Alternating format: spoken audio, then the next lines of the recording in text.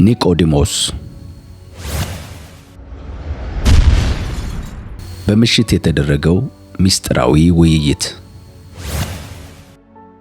በእስራኤል ምድር የፀሐይ ብርሃን ጠልቆ ጨለማው ሲነግስ ሁሉም ሰው ወደ የቤቱ ገብቶ በሚያርፍበት ሰዓት አንድ ሰው ግን በስውር ከቤቱ ወጣ። ይህ ሰው ተራ ሰው አልነበረም። የሃይማኖት መሪ፣ የሕግ መምህርና የሸንጎ አባል ነበር። ስሙም ኒቆዲሞስ ይባላል። ለመሆኑ ኒቆዲሞስ ለምን ይሆን በምሽት የመጣው? የፈሪሳውያንን ትችት በመፍራት ወይስ በልቡ ውስጥ ለሚመላለሱ ጥልቅ ጥያቄዎች መልስ ፍለጋ? ኒቆዲሞስ ከታላቁ መምህር ከኢየሱስ ክርስቶስ ጋር ፊት ለፊት ለመገናኘት ሲመጣ ሕይወቱን የሚቀይር ንግግር እንደሚጠብቀው ፈጽሞ አልገመተም ነበር። ኢየሱስ ለኒቆዲሞስ እጅግ አስገራሚ ምስጢር ነገረው። እርሱም ሰው ዳግመኛ ካልተወለደ በቀር የእግዚአብሔርን መንግሥት ሊያይ አይችልም የሚል ነበር። አንድ ትልቅ ሰው እንዴት ዳግመኛ ሊወለድ ይችላል? ይህ ጥያቄ የኒቆዲሞስ ብቻ አይደለም፣ የሁላችንም የዛሬ ጥያቄ ነው። ዛሬ በዚህ ቪዲዮ በኒቆዲሞስና በኢየሱስ መካከል የተደረገውን ያንን ምስጢራዊ ጥልቅ ውይይት እንመረምራለን። ውድ የሀሳብ ቲዩብ ተከታታዮች እንኳን ወደ ቻናላችን በሰላም መጣችሁ። ዛሬ ስለ ኒቆዲሞስ ማንነት፣ ስለ ዳግም ልደት ትርጉምና ይህ ታሪክ ለዛሬ ሕይወታችን ስላለው ትምህርት በጥልቀት እናያለን። እስከ መጨረሻው አብራችሁን እንድትቆዩ በፍቅር እንጋብዛችኋለን። ቪዲዮውን ስትጀምሩ ሰብስክራይብ ማድረጋችሁንም እንዳትረሱ። አሁን ወደ ዛሬው ታሪካችን እንለፍ።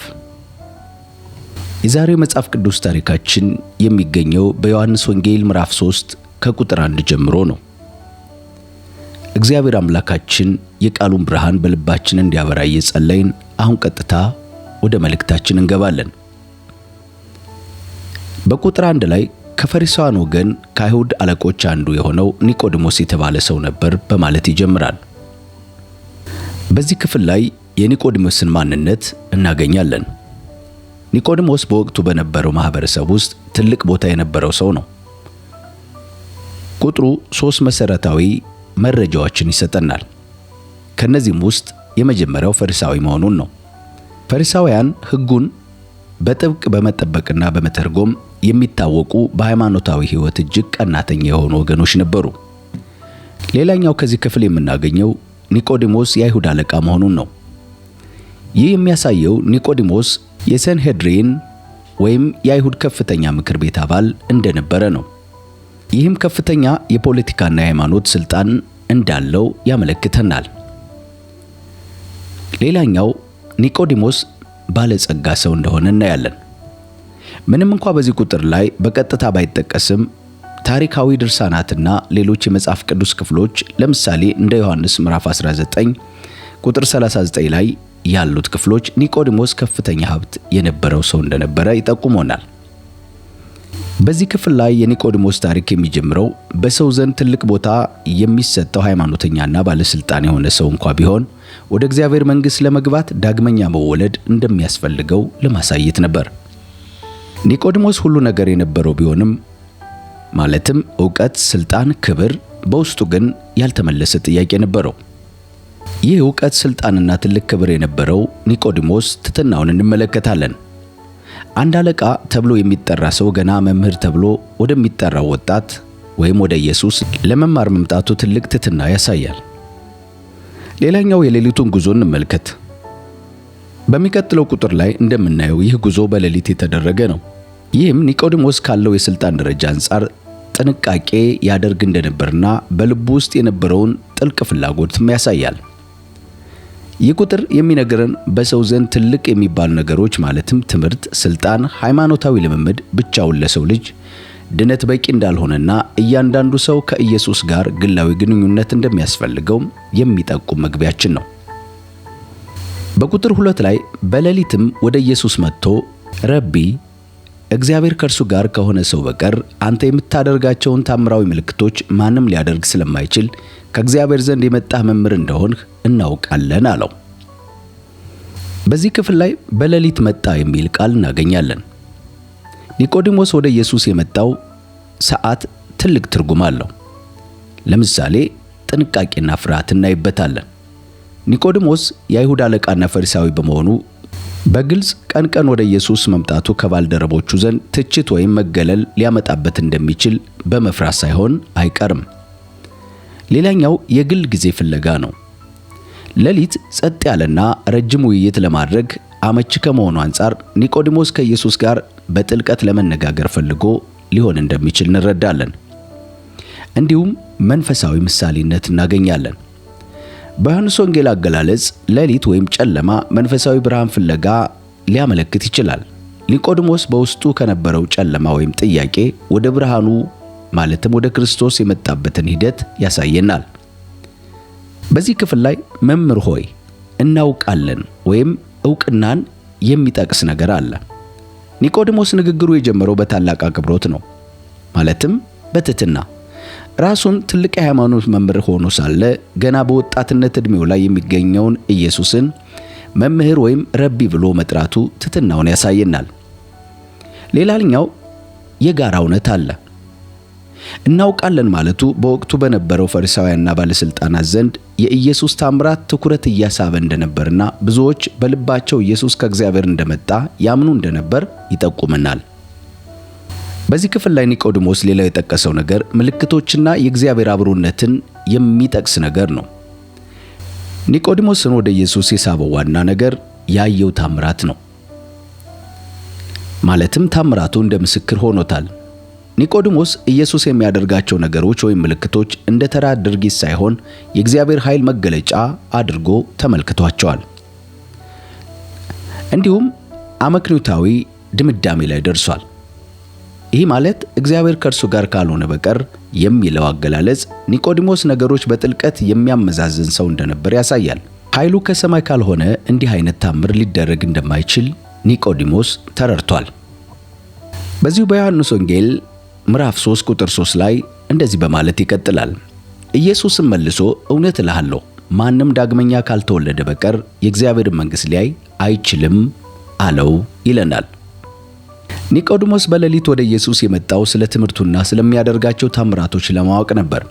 ኢየሱስ ግን ወዲያውኑ ወደ ዋናው ነጥብ በመግባት ዳግመኛ መወለድ ለመንግሥተ ሰማያት ብቸኛ መንገድ መሆኑን ነገረው። ለመሆኑ በዚህ ክፍል ላይ ዳግመኛ መወለድ ማለት ምን ማለት እንደሆነ እንመልከት። ዳግመኛ መወለድ በግሪክ አኖተን ማለት ሲሆን ይህ ማለት ከላይ መወለድ ማለት ነው። ማለትም ስጋዊ ልደትን ሳይሆን መንፈሳዊ ልደትን ያመለክታል።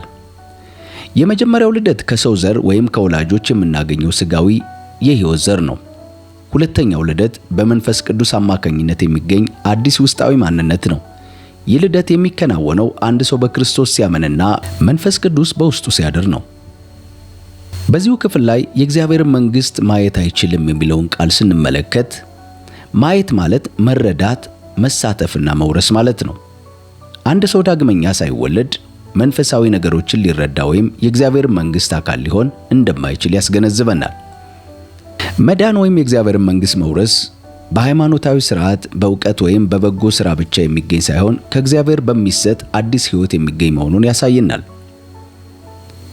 ካልተወለደ በቀር አይችልም የሚለው ቃል ዳግመኛ መወለድ አማራጭ ሳይሆን የግድ አስፈላጊ ወይም ነሰሲቲ መሆኑን ያሳየናል።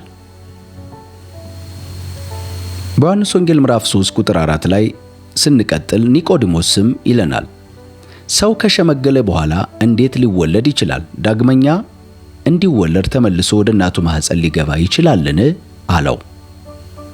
በዚህ ክፍል ላይ የኒቆዲሞስን ግራ መጋባት እንመለከታለን።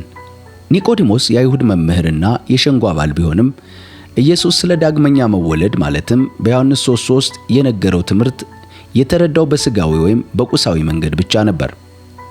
ሰው ከሸመገለ በኋላ እንዴት ሊወለድ ይችላል የሚለው ጥያቄው መንፈሳዊውን እውነት በምድራዊ መነጽር ለማየት መሞከሩን ያሳየናል።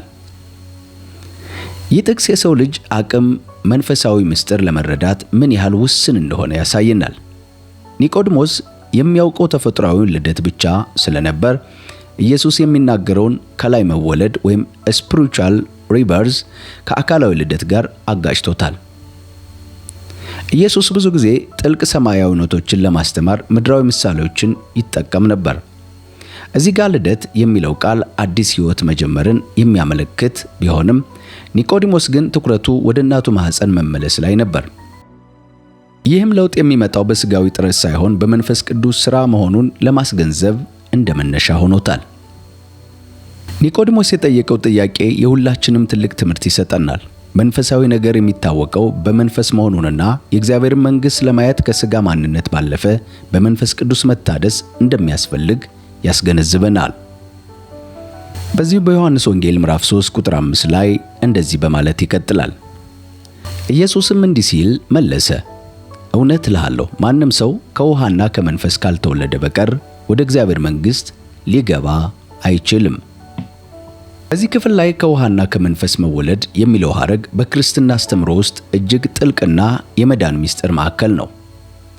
ይህ ቃል ጌታችን ኢየሱስ ክርስቶስ ለኒቆዲሞስ በዮሐንስ ወንጌል ምዕራፍ 3 ላይ የተናገረው ሲሆን ትርጉሙ በሚከተሉት መለኮታዊ ምስጢራት ሊብራራ ይችላል።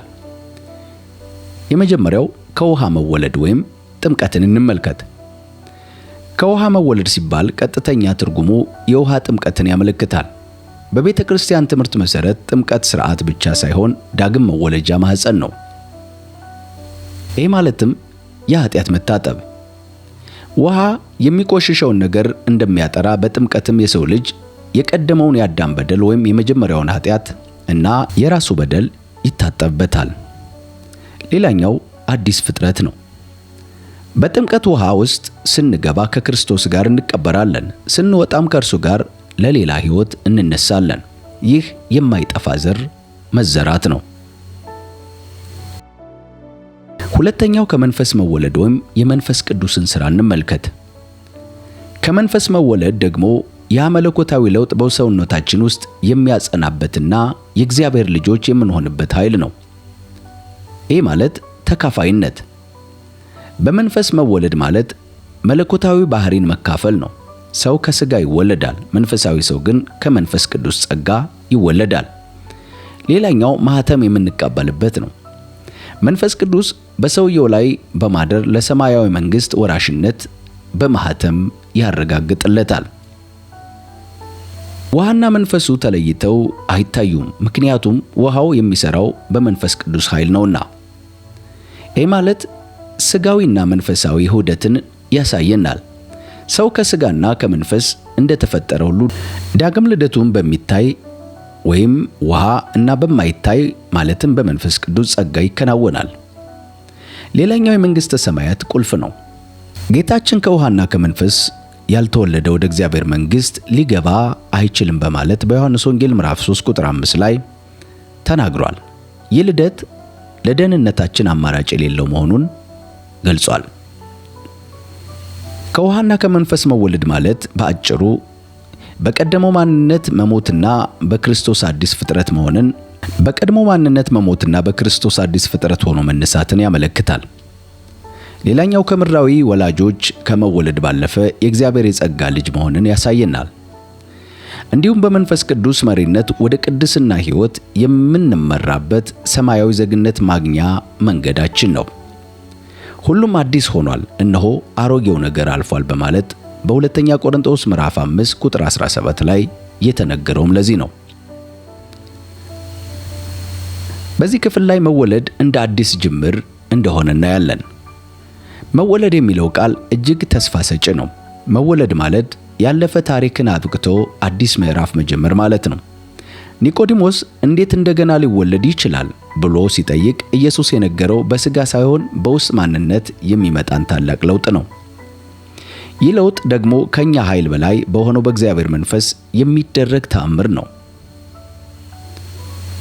በዚህ ክፍል ላይ ወደ እግዚአብሔር መንግሥት መግባት በእውቀት በሀብት ወይም በስልጣን የሚገኝ ሳይሆን በዚህ ሰማያዊ ልደት ብቻ የሚገኝ መሆኑን ይህ ክፍል ያረጋግጥልናል። ይህ ማለት ማንኛውም ሰው ምንም አይነት ታሪክ ቢኖረው በዚህ አዲስ ልደት ውስጥ ካለፈ የክብር ባለቤት መሆን ይችላል ማለት ነው።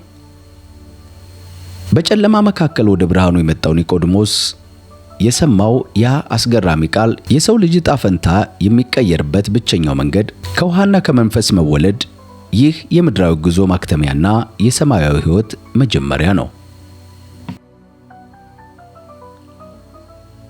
በመቀጠልም ከቁጥር 6 ከሥጋ የተወለደ ሥጋ ነው፣ ከመንፈስ የተወለደ መንፈስ ነው። ዳግመኛ መወለድ አለባችሁ ስላልሁ አትገረም። ነፋስ ወደሚወደው ይነፍሳል፣ ድምፁንም ትሰማለህ፣ ነገር ግን ከየት እንደመጣ ወዴት እንደሚሄድ አታውቅም። ከመንፈስ የተወለደ ሁሉ እንደዚሁ ነው በማለት ጌታ ተናገረ። በዚህ ክፍል ላይ ጌታችንና መድኃኒታችን ኢየሱስ ክርስቶስ የነፋስና የመንፈስ ቅዱስን ምሳሌነት ሲናገር እናያለን። ነፋስና መንፈስ የሚሉት ቃላት አንድ ናቸው። ጌታችን ነፋስን እንደ ምሳሌነት የተጠቀመው መንፈሳዊውን ልደት ለሰው አእምሮ ቅርብ ለማድረግ ነው። ማለትም ሉዓላዊነትን ወይም ደግሞ ወደሚወደው ይነፍሳል የሚለው ነፋስ በሰው ቁጥጥር ስር አይደለም፣ እንደ ፈቃዱ ይነፍሳል። የመንፈስ ቅዱስም ጸጋ እንዲሁ ነው። እግዚአብሔር በወደደውና በፈቀደው መጠን ለሰው ልጆች ይሰጣል። እንዲሁም የነፋስ አለመታየት ነው።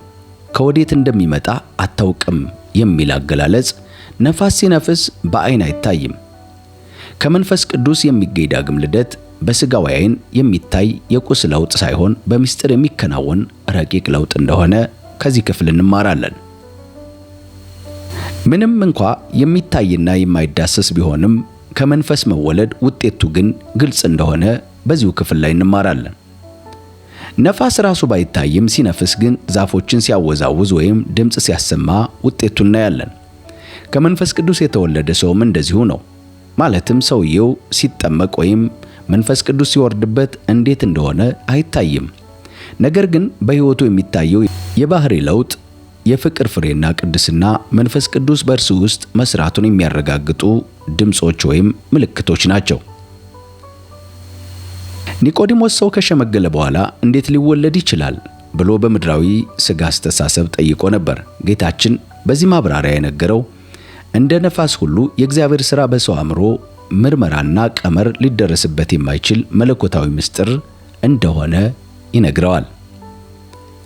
ይህ ክፍል የሚያስተምረን ዳግም ልደት ወይም ከውሃና ከመንፈስ መወለድ በሰው ጥረት ወይም ዕውቀት የሚገኝ ሳይሆን በእግዚአብሔር ጸጋና ፈቃድ የሚከናወን መሆኑን ነው። መንፈስ ቅዱስ በሰው ልብ ውስጥ እንዴት እንደሚሰራ ሙሉ በሙሉ ባንረዳውም በሕይወታችን የሚያመጣውን ሰማያዊ ሰላምና ለውጥ ግን እናውቀዋለን። በዮሐንስ ወንጌል ምዕራፍ 3 ቁጥር 9 ላይ ስንቀጥል ኒቆዲሞስም ይህ እንዴት ሊሆን ይችላል ሲል ጠየቀው። ኢየሱስም እንዲህ ሲል መለሰ፣ አንተ የእስራኤል መምህር ሆነ ሳለ እነዚህን ነገሮች አታውቅምን? በዚህ ክፍል ላይ ጌታችንና መድኃኒታችን ኢየሱስ ክርስቶስ የኒቆዲሞስን ማንነትና የእስራኤል መምህር መሆኑን ይገልጻል። ኒቆዲሞስ ተራ ሰው አልነበረም። የፈሪሳውያን ወገንና የአይሁድ አለቃ ወይም የሳንሄድሪን ጉባኤ አባል ነበር። መምህር ተብሎ መጠራቱ በኦሪት ሕግና በነቢያት መጽሐፍ ላይ ከፍተኛ ዕውቀት እንዳለው ያሳየናል። ጌታችን ይህንን ማዕረጉን ጠቅሶ መናገሩ ዕውቀትህ የት ደረሰ የሚል የመጠይቅ ፍንጭ አለው። በዚሁ ክፍል ላይ እነዚህን አታውቅምን በማለት ጌታ ኢየሱስ ክርስቶስ ሲወቅሰው እንመለከታለን። ኒቆዲሞስ ስለ መንፈሳዊ ልደት ወይም ዳግም ልደት ሲነገረው ግራ ተጋብቶ ይህ እንዴት ሊሆን ይችላል በማለቱ ጌታችን ወቀሰው። ምክንያቱም በብሉይ ኪዳን መጽሐፍት ውስጥ ስለ ልብ መታደስና ስለ መንፈስ ቅዱስ ሥራ በትንቢት ተነግሮ ነበር። ለምሳሌ በትንቢተ ሕዝቅኤል ምዕራፍ 36 ከ25-27 ላይ እንደዚህ በማለት ተነግሯል። ጥሩ ውሃንም እረጭባችኋለሁ፣ እናንተም ትጠራላችሁ፣ አዲስም ልብ እሰጣችኋለሁ፣ አዲስ መንፈስ በውስጣችሁ አኖራለሁ የሚለው ቃል በውሃና በመንፈስ ስለሚደረገው ለውጥ በግልጽ ያሳየናል። እንዲሁም በመዝሙረ ዳዊት ምዕራፍ 51 ቁጥር 10 ላይ አምላክ ሆይ ንጹሕ ልብን ፍጠርልኝ፣ የቀናውን መንፈስ በውስጤ አድስ የሚል ልመናን እናገኛለን። ኒቆዲሞስ እነዚህን ጥቅሶች በቃል ቢያውቃቸውም ትርጉማቸው ግን በክርስቶስ በኩል እንደሚፈጸም አልተረዳም ነበር። ጌታችን የወቀሰው ቃሉን ማወቅ ብቻ ሳይሆን በሕይወት የሚገለጥበትን መንፈሳዊ ምስጢር ካለመረዳት የተነሳ ነው። በዚህ ክፍል ላይ ኒቆዲሞስን ከፊደል ዕውቀት ወደ መንፈሳዊ ዕውቀት ጌታችን ኢየሱስ ክርስቶስ ሲያሸጋግረው እንመለከታለን። ይህ ጥቅስ ለአሁኑ ዘመን ክርስቲያኖች ትልቅ ትምህርት አለው። ይህ ማለትም ቃሉን ማወቅና መኖር ትልቅ ልዩነት እንዳላቸው ያስተምረናል። መጽሐፍ ቅዱስን በቃል ማጥናት ወይም በእውቀት መሞላት ብቻ በቂ አይደለም። መለኮታዊ ቃል በሕይወታችን ውስጥ የሚያመጣውን ለውጥ ወይም ዳግም ልደት በተግባር መረዳት ያስፈልጋል። ኒቆዲሞስ ትልቅ መምህር ሆኖ ሳለ ወደ ጌታ መጥቶ አላውቅም ማለቱና መማሩ ትልቅ ትሕትና ቢሆንም ጌታችን ግን ከእውቀቱ በላይ የሆነውን የእግዚአብሔርን ረቂቅ ሥራ እንዲያስተውል አበረታቶታል። በቁጥር 10 ላይ ጌታችን ኢየሱስ ክርስቶስ ኒቆዲሞስን የገሰጸው በሃይማኖት መሪነት ደረጃ ላይ ያለ ሰው በምድራዊና በሥጋዊ አስተሳሰብ ብቻ መገደብ እንደሌለበት ለማሳየት ነው። እነዚህን አታውቅምን የሚለው ጥያቄ እውነተኛ እውቀት ከጽሑፍ ባለፈ በመንፈስ ቅዱስ አብርሆት የሚገኝ መሆኑን ያመለክታል። በቁጥር 11 ላይ ስንቀጥል እውነት እልሃለሁ የምናውቀውን እንናገራለን፣ ያየነውን እንመሰክራለን፣ እናንተ ግን ምስክርነታችንን አትቀበሉም።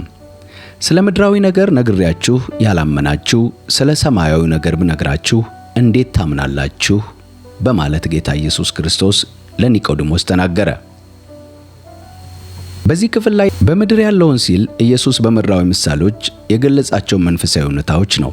ለምሳሌ ዳግም መወለድ፣ አንድ ሰው ከእናቱ ማኅፀን እንደሚወለድ ሁሉ በመንፈስ መወለድ እንዳለበት በምድራዊ ልደት መስሎ አስተምሯል።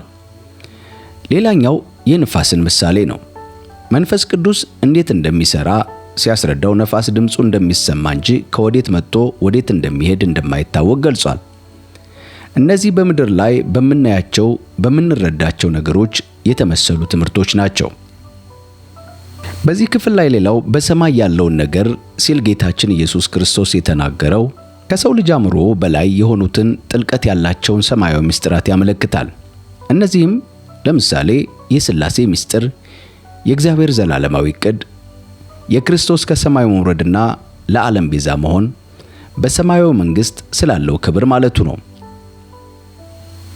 ኢየሱስ ለኒቆዲሞስ እና ለሌሎች አይሁዳውያን ሊነግራቸው የፈለገው ትልቅ መልእክት አለ። ቀላል ሆኖ የቀረበላቸውና በምሳሌ የገለጠላቸው ትምህርት ወይም ምድራዊውን መቀበል ካቃታቸው ረቂቁንና ጥልቅ ሰማያዊ ምስጢር እንዴት ልትረዱ ትችላላችሁ የሚል ነው። ይህ ጥቅስ እምነት ከሚታየውና ከሚታወቀው ነገር ተነስቶ ወደማይታየውና ወደ ጥልቅ ምስጢር እንደሚሸጋገር ያስረዳል። ለመንፈሳዊ ዕውቀት መሰረቱ ትሕትናና በቀላሉ የቀረበልንን የእግዚአብሔርን ቃል አምኖ መቀበል መሆኑን ያስገነዝበናል። በዚሁ ክፍል በዮሐንስ ወንጌል ምዕራፍ 3 ቁጥር 13 ስንቀጥል ከሰማይ ከወረደው ከሰው ልጅ በቀር ወደ ሰማይ የወጣ ማንም የለም በማለት ጌታችን ይናገራል። በዚህ ክፍል ላይ ወደ ሰማይ የወጣ ማንም የለም ሲል ጌታችን ይህ ሲባል እንደ ሄኖክ ወይም ኤልያስ ወይም ሰማይ የወጡ የሉም ማለት ሳይሆን ከሰማይ ምስጢርን አውቆ ተረድቶ ለሰው ልጆች ለመገለጥ በገዛ ስልጣኑ ወደ ሰማይ የወጣ ማንም የለም ማለት ነው። ሰው በራሱ ጥረት ወደ ሰማይ ወጥቶ መለኮታዊውን ዕውቀት ይዞ ሊመጣ አይችልም። ከሰማይ የወረደ በቀር የሚለውም ቃል የኢየሱስ ክርስቶስ ቀዳሚነት ወይም ፕሪኤግዚስታንስን ያሳያል። ኢየሱስ ትምህርቱን ያስተማረው እንደ ሌሎች ነቢያት በመገለጥ ብቻ ሳይሆን ራሱ በሰማይ የነበረና ከሰማይ የወረደ መሆኑን ነው።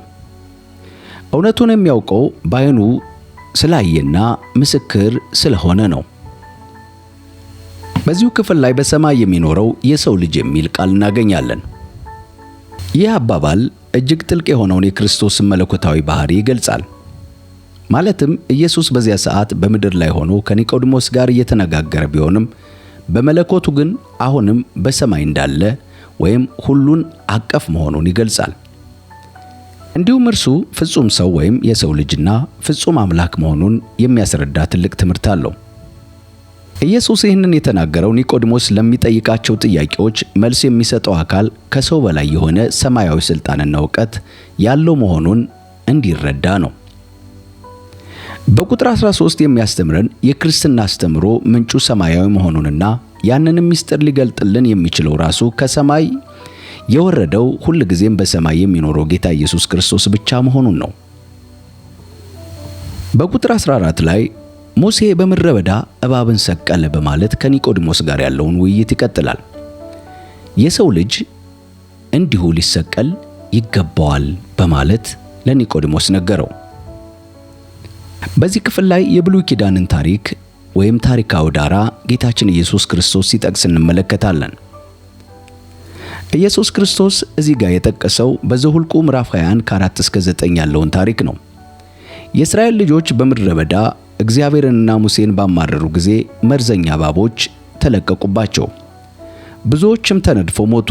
ሕዝቡም በንስሐ ወደ ሙሴ በመጡ ጊዜ እግዚአብሔር ለሙሴ እንዲህ አለው፣ የናስ እባብ ሰርተህ በዓላማ ላይ ስቀለው፣ የተነደፈውም ሁሉ ወደ እርሱ ሲመለከት በሕይወት ይኖራል። ሙሴም የናሱን እባብ ሰቀለ። እባብም የነደፈው ሁሉ የናሱን እባብ ሲመለከት ከሞት ተረፈ። በዚሁ ክፍል ላይ ጌታችን እንዲሁ የሰው ልጅ ይሰቀል ዘንድ ይገባዋል ይለናል። ኢየሱስ በናሱ እባብና በእርሱ መካከል ያለውን ተመሳሳይነት ሲያስረዳ የመጀመሪያ የኃጢአትን መርዝ ማየት እንችላለን። ያኔ በምድረ በዳ እባብ የነደፋቸው ሰዎች በሥጋቸው እንደሚሞቱ ሁሉ በኃጢአት መርዝ ወይም በዲያብሎስ ተነድፈው የሰው ልጅም በመንፈስ ሞት ነበር። ሌላኛው ተመሳሳይነታቸው ስለ መሰቀል ነው። የናሱ እባብ በእንጨት ላይ እንደተሰቀለ ኢየሱስ ክርስቶስ ስለ ሰው ልጆች ድህነት ሲል በመስቀል ላይ መውጣት ወይም መሰቀል ነበረበት። ሌላኛው በእምነት መመልከት የሚል ነው። በዚያን ጊዜ ድነቱ የተገኘው የናሱ እባብ በማየት እንደነበረ ሁሉ አሁንም ደግሞ የሰው ልጅ ድህነት የሚያገኘው በመስቀል ላይ የተሰቀለውን ክርስቶስ ኢየሱስን በማመን እንደሆነ ያስተምረናል። ሊሰቀል ይገባዋል። በዚህ ክፍል ላይ ሊሰቀል ይገባዋል ሲል መስቀሉ እንዲሁ በአጋጣሚ የሚፈጸም ሳይሆን የሰው ልጆችን ለማዳን እግዚአብሔር ያዘጋጀውን ብቸኛና የግድ መፈጸም ያለበትን መለኮታዊ ዕቅድ መሆኑን ያስተምረናል። ጌታችን ኢየሱስ ክርስቶስ ከእባቡ የሚለይበትን ነጥብ ቀጥለን እንመልከት። ያኔ በምድረ በዳ የተሰቀለው የናሱ እባብ የእባብ መልክ ነበረው እንጂ መርዝ አልነበረውም። ክርስቶስም የኃጢአተኛ ሰው መልክ ይዞ ወይም በሰው ሥጋ መጣ እንጂ ራሱ ኃጢአት አልነበረበትም። እባቡ በምድረ በዳ ለነበሩት ሥጋዊ ሕይወትን እንደሰጠ ክርስቶስ ኢየሱስ ግን ለዓለም ሁሉ የዘላለም ሕይወት ይሰጣል። ምክንያቱም በቀጣዩ ቁጥር 15 ላይ በእርሱ የሚያምን ሁሉ የዘላለም ሕይወት እንዲኖረው እንጂ እንዳይጠፋ በማለት የመስቀሉን ዋና ዓላማ ይገልጽልናል።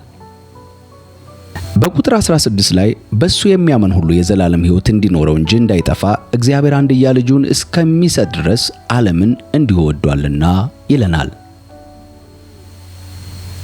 እግዚአብሔር ዓለምን የወደደው እንዲሁ በነፃ ነው። ይህ ፍቅር ለተመረጡ ጥቂት ሰዎች ብቻ ሳይሆን ለሰው ልጆች ሁሉ የቀረበ መሆኑን ያሳየናል። እንዲሁ የሚለው ቃል የፍቅሩን ጥልቀትና ታላቅነት ይገልጻል። ፍቅር በተግባር ይገለጻል። እግዚአብሔር ለዓለም ያለውን ፍቅር ያሳየው እጅግ ውድ የሆነውን አንድያ ልጁን በመስጠት ነበር። መስጠት ሲባል ለሞትና ለመስቀል አሳልፎ መስጠት ያመለክታል። ይህ ታላቅ ስጦታ ለሁሉም ቢቀርብም ተጠቃሚ የሚሆኑት ግን በልጁ በሚያምኑት ላይ የተገደበ ነው። እምነት ማለት እግዚአብሔር ያዘጋጀውን የደህንነት መንገድ በሙሉ ልብ መቀበልና በክርስቶስ ላይ መታመን ማለት ነው። በዚህ ክፍል ላይ የዘላለም ሕይወት እንዲኖረው እንጂ እንዳይጠፋ የሚል ቃል እናገኛለን። ይህ ማለትም የመጀመሪያው ከጥፋት መዳን ነው። ሰው ከኃጢአት ቅጣትና ከዘላለም ሞት ወይም መጥፋት ያመልጣል። ሌላኛው የዘላለም ሕይወት ነው። ከሞት በኋላ የሚጀምር ሳይሆን አሁኑኑ ከእግዚአብሔር ጋር በሚሆን ግንኙነት የሚጀምርና የማይለወጥ ሕይወት ማግኘትን ያመለክታል። ይህ ክፍል የእግዚአብሔርን ባህሪ ወይም ፍቅር፣ የእግዚአብሔርን ሥራ ወይም መስጠት፣ የሰውን ኃላፊነት ያም ማለት ማመን እና የሰውን ተስፋ ወይም የዘላለም ሕይወት በአንድ አረፍተ ነገር ውስጥ ያስቀምጣል። በቁጥር 17 ላይ እግዚአብሔር ልጁን ወደ ዓለም የላከው በዓለም ለመፍረድ ሳይሆን ዓለምን በእርሱ ለማዳን ነው። በእርሱ የሚያምን ሁሉ አይፈረድበትም። በእርሱ የማያምን ግን በአንዱ በእግዚአብሔር ልጅ ስላላመነ አሁን ተፈርዶበታል በማለት ይናገራል። በዚህ ክፍል ላይ በእርሱ የሚያምን አይፈረድበትም ሲል በክርስቶስ የሚያምን ሰው ከኃጢአት ፍርድ ነፃ መሆኑን ያሳያል። ይህ ማለት ክርስቶስ የዓለም ኃጢአት በመስቀል ላይ ስለተሸከመ በእርሱ የሚያምን ሰው የኃጢአት ቅጣት ተከፍሎለታል ማለት ነው። ሌላኛው ፍርዱ ከአማኙ ላይ ተነስቶ በክርስቶስ ላይ ሆኗል እያለ ነው። ሌላኛው በማያምን ግን አሁኑኑ ተፈርዶበታል የሚለው አገላለጽ እጅግ ትኩረት የሚስብ ነው። ፍርዱ ለወደፊት ብቻ የሚጠበቅ ሳይሆን አሁኑኑ የተፈጸመ መሆኑን ይገልጻል። ይህ ማለት ሰው የሚፈረድበት አዲስ ኃጢአት ስለሰራ ብቻ ሳይሆን ካለበት የኃጢአት ሁኔታ ውስጥ የሚያወጣውን ብቸኛ መንገድ ወይም ክርስቶስን ባለመቀበሉ ነው። ሌላኛው በጨለማ ውስጥ ያለ ሰው ብርሃኑን ካልተቀበለ በጨለማው ውስጥ መቆየቱ ራሱ ፍርድ እንደሆነ ሁሉ ክርስቶስን አለማመን በኃጢአት ፍርድ ውስጥ መቆየትን ያመለክታል።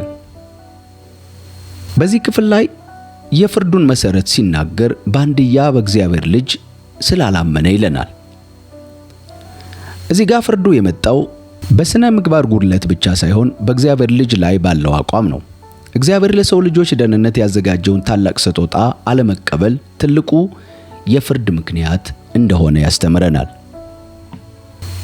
በዮሐንስ ወንጌል ምዕራፍ 3 ቁጥር 19 ላይ ፍርዱም ይህ ነው፣ ብርሃን ወደ ዓለም መጣ፣ ሰዎች ግን ሥራቸው ክፉ ስለነበረ ከብርሃን ይልቅ ጨለማን ወደዱ ይለናል። በመቀጠል በቁጥር 20 ላይ ክፉ የሚያደርግ ሁሉ ብርሃንን ይጠላል፣ አድራጎቱም እንዳይገለጥበት ወደ ብርሃን አይወጣም። በእውነት የሚመላለስ ግን ሥራው በእግዚአብሔር የተሰራ መሆኑ በግልጽ ይታይ ዘንድ ወደ ብርሃን ይመጣል በማለት ጌታ ኢየሱስ ክርስቶስ ለኒቆዲሞስ ያስተምረዋል። በዚህ ክፍል ላይ ብርሃን ወደ ዓለም መጣ የሚለውን እንመልከት። እዚህ ጋር ብርሃን የተባለው ኢየሱስ ክርስቶስ ነው። እርሱ ወደ ዓለም የመጣው ሰዎችን ለመኮነን ሳይሆን እውነትን ለመግለጥ ነበር። ሌላኛው የሰው ምርጫ እናገኛለን። ፍርዱ የሚመጣው እግዚአብሔር ሰዎችን ለማጥፋት ስለሚፈልግ ሳይሆን ሰዎች ራሳቸው ብርሃኑን ስላልፈለጉ ነው። ስራቸው ክፉ ስለሆነ በጨለማ መደበቅ መርጠዋል ይለናል። በዚሁ ክፍል ላይ ደግሞ ከብርሃን መሸሽን እናገኛለን። ክፉ የሚያደርግ ሰው ብርሃንን የሚጠላው ስራው ተለይቶ ስለሚታወቅ ነው። ብርሃን የነገሮችን ትክክለኛ ማንነት ያሳያልና። ወደ ብርሃን አለመምጣት ማለት በኃጢአት ውስጥ የመቆየትን ፍላጎት ያሳያል። እውነት የሚያደርግ ግን ስራው በእግዚአብሔር ተደርጎ እንደሆነ ይገለጽ ዘንድ ወደ ብርሃን ይመጣል የሚል ክፍል እናገኛለን። ይህ ማለት ግልጸኝነት ነው። እውነትን የሚያደርግ ሰው የሚደብቀው ነገር የለም። ሕይወቱ በብርሃን ፊት እንዲታይ ይፈቅዳል። ስራው በእግዚአብሔር ተደርጎ የሚለው ሐረግ ትልቅ ትርጉም አለው። አንድ ሰው መልካም ነገር የሚያደርገው በገዛ ኃይሉ ሳይሆን በእግዚአብሔር ጸጋ መሆኑን ይገልጣል። ይህ ክፍል የሚነግረን እምነት በቃል ብቻ የሚገለጽ ሳይሆን በተግባርና በምርጫ የሚታይ መሆኑን ነው። ብርሃን ወይም ክርስቶስ ሲመጣ የሰው ልብ ማንነት ይለያል። ወይ ወደ ብርሃን በመምጣት ጸጋ መታደስ፣ ወይ በጨለማ ውስጥ ተደብቆ መቅረት። ውድ የአሳፍቲው ተከታታዮች፣ የኒቆዲሞስ ታሪክ በዚህ ምሽት ውይይት ብቻ አላበቃም። በምሽት በስውር የመጣው ያ ሰው በመጨረሻ ኢየሱስ በተሰቀለ ጊዜ ዓለም ሁሉ እያየው በግልጽ ወጥቶ የጌታን ሥጋ በክብር ሲቀብር እናየዋለን። ያ ምስጢራዊ ውይይት ፍሬ አፍርቶ ኒቆዲሞስ ከፈሪሳዊነት ወደ ድፍረት፣ ከሃይማኖታዊ ሥርዓት ወደ እውነተኛ ሕይወት ቀይሮታል። ተወዳጆች፣ ዛሬ የኒቆዲሞስ ታሪክ ለኛ የሚነግረን ትልቅ እውነት አለው። ምናልባት እናንተም እንደ ኒቆዲሞስ ሃይማኖተኛ ትሆኑ ይሆናል። ወይም ደግሞ በውስጥህ ለማንም ያልነገርከው ጥልቅ ጥያቄ ይኖርሃል። ጌታ ኢየሱስ ዛሬም ላንተ ያለው መልስ ያው ነው። ዳግመኛ መወለድ አለብህ የሚል ነው። ዛሬ በዚህ ዘመን እግዚአብሔር የሚፈልገው የሃይማኖት ልምምዳችንን ሳይሆን የልባችንን መታደስ ነው። በጨለማና በጭንቀት ውስጥ ሆነን ወደ እርሱ ስንመጣ እርሱ በብርሃኑ ይቀበለናል። የትኛውም አይነት የሕይወት ታሪክ ውስጥ ብንሆን በእግዚአብሔር መንፈስ አዲስ ሰው መሆን እንችላለን። ኒቆዲሞስ በምሽት መጥቶ በብርሃን ተመልሷል። እናንተስ ዛሬ ይህንን ብርሃን ለመቀበል ዝግጁ ናችሁ? መልሳችሁን በኮሜንት መስጫው ላይ አሳውቁን። ይህ ቪዲዮ ሕይወታችሁን የሚያንስ ትምህርት እንደሰጣችሁ ተስፋ እናደርጋለን። ቪዲዮውን ከወደዳችሁት ላይክ በማድረግ ለሌሎች እንዲደርስ አግዙ። እንዲህ ያሉ መንፈሳዊ ታሪኮችና ትምህርቶች ዘወትር እንዲደርሷችሁ ደግሞ ሰብስክራይብ ማድረጋችሁንና የደወል ምልክቷን መጫናችሁን አትርሱ። በሚቀጥለው ቪዲዮ እስከምንገናኝ ያ አዲስ ሕይወት የሚሰጠው የእግዚአብሔር ጸጋ ከሁላችን ጋር ይሁን። አሜን።